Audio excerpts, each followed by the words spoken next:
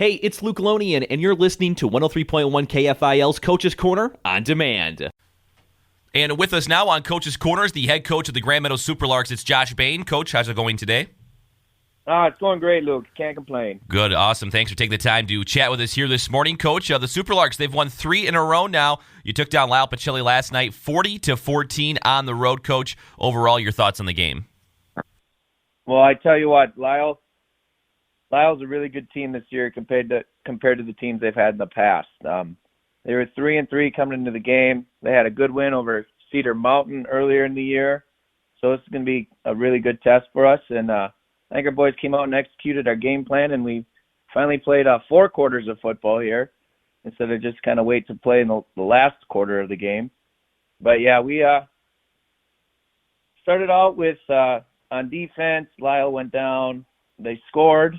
Or they didn't score, they turned the ball over, and then our first play on offense, we turned the ball over. We got Jace Kraft trying to run a jet sweep, and, plays you practice all week. We just muffed the ball, even though he's got a cast on. I don't know, that the moment, something we execute all the time in practice, but we just fumbled that, so then we gave them a short field. On like the 22 or something, they went down and scored on their second possession. So they were up 6-0. But our boys, they rallied back. We scored on the next drive. So we're at 8-6 in the first quarter and been moving the ball good. Defense, creating some havoc, which is good. But Lyle got some rushing on us and some passing. So at the end of the first, it's 8-6. The second quarter, I think our boys started to put the hammer to the metal, and we got 2 touchdowns there. We got a 20-yarder from Corbin Ludeman, a 2-yarder, and then right before half, Corbin kind of just does Corbin Ludeman kind of thing all over the place. And last play with about 9 left, he throws it up to Jace Kraft, our one-arm man, for 19 yards right before half to put it up 26 going into halftime. But really impressed how they played first half. I mean, our defense came to play for sure. So we go from halftime, then we get another one in the third quarter. And right before halftime, Isaac Harmonian got a high ankle sprain. So now we're at halftime discussing who we're going to put in at back in our Wildcat formation. And we figure that out and have Dustin Stasko play a little bit. That's a sophomore, stepped in, but he re-injured a knee. So then we had to put Jace Kraft in for the fourth quarter. So we're kind of going down the line on just putting anybody anywhere. So it was a good game. The boys came out to play the whole 4 quarters, but I have to give it was a whole team effort, Luke. Our wide receivers were blocking, our line was blocking, our running backs were reading the hole. I mean, Corbin Ludeman finished the game with 22 carries, 170 yards, 4 touchdowns, and Isaac Harmonian, before he got hurt, had 7 carries for 121 yards. So he broke off a 70-yarder, got caught from behind at the 10. I thought he was going to score, but he didn't. And then we completed passes, believe it or not. We got 4 of them last night, 4 out of 8, so 50% with 1 touchdown.